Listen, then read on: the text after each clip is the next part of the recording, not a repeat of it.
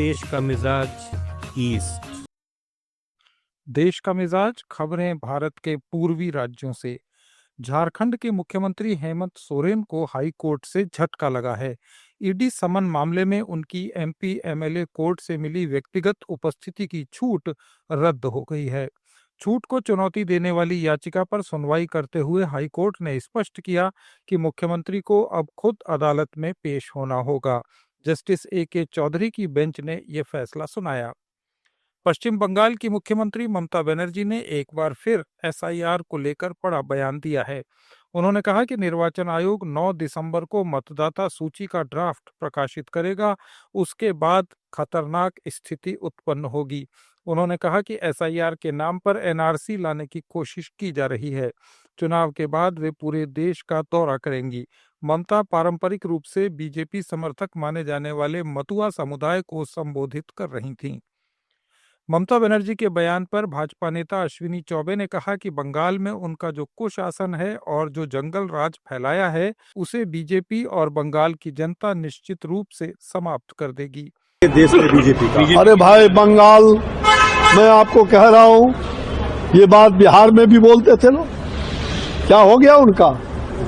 और कह दीजिए ममता दीदी को कि मैं बक्सर का फांसी का जो रास्ता जिसे बिहार को टांगने का काम किया था, वही रास्ता लेकर के बंगाल भी पहुंच रहा हूं। और बंगाल में पूरी तरह से उनका जो कुशासन है, जो उनका जंगल राज बंगाल में फैलाए हुए है, उस जंगल राज को हम भारतीय जनता पार्टी के लोग और बंगाल की जनता निश्चित रूप से उनको उस कुशासन का भी समाप्ति होगा।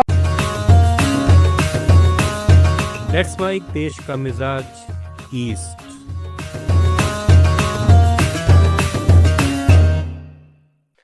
वहीं टीएमसी सांसद ममता बाला ठाकुर ने उत्तर 24 परगना में एसआईआर का विरोध करते हुए कहा कि देश के विभाजन के बाद बांग्लादेश से आए लोग कहां जाएंगे। उन्होंने आरोप लगाया कि शांतनु ठाकुर भाजपा के मंत्री हैं और पैसे के लिए हिंदू कार्ड बांट रहे हैं। उन्होंने इसे एक व्यवसाय बना लिया है। वहीं चुनाव आयोग पूरी तरह से भाजपा के लिए काम कर रहा है। बांग्लादेश से अभी आ गए तो ये कहाँ जाएंगे? तो ये लोगों ने बहुत इतने दिन बाद में बहुत 40 साल आए, कोई 25 साल 30 साल आए, तो उसके ये वोटर बन गए अभी, तो ये लोग उसको बोल रहे हैं कि नहीं देंगे। इसके लिए हमारा लड़ाई है। इसमें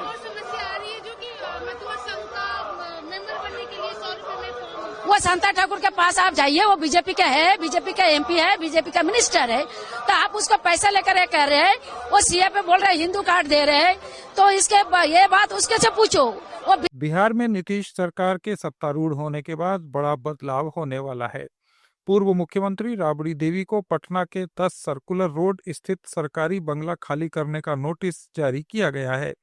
राबड़ी देवी और लालू परिवार पिछले 20 साल से इस बंगले में रह रहे थे। बिहार के भवन निर्माण विभाग ने राबड़ी देवी को नोटिस देते हुए उन्हें होर्डिंग रोड स्थित बंगला नंबर 39 आवंटित किया है, क्योंकि वे अब विधान परिषद की सदस्य हैं। ये बंगला राबड़ी देवी को पूर्व मुख्यमंत्री होने की हैसियत से मिला था।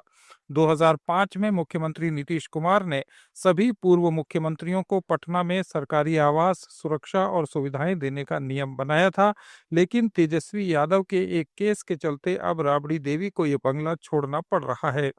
बिहार के उप मुख्यमंत्री विजय कुमार सिन्हा ने स्पष्ट किया कि नई सरकार आने पर नियमों के अनुसार ही आवास आवंटन और बदलाव की प्रक्रिया होती है। आप सुन रहे थे let's make more than radio. Follow कीजिए हमें हमारे सोशल मीडिया प्लेटफॉर्म्स पर। It's time for news. It's time for more than radio. Presenting the first radio news app, Let's Mic. Let's Mic, a news-based app on your phone where you get to watch and listen news, talk shows, interviews, radio show podcasts. On Let's Mic, you get all relevant information of TV, print, radio, podcast, and digital. Let's Mic talks about every segment of life.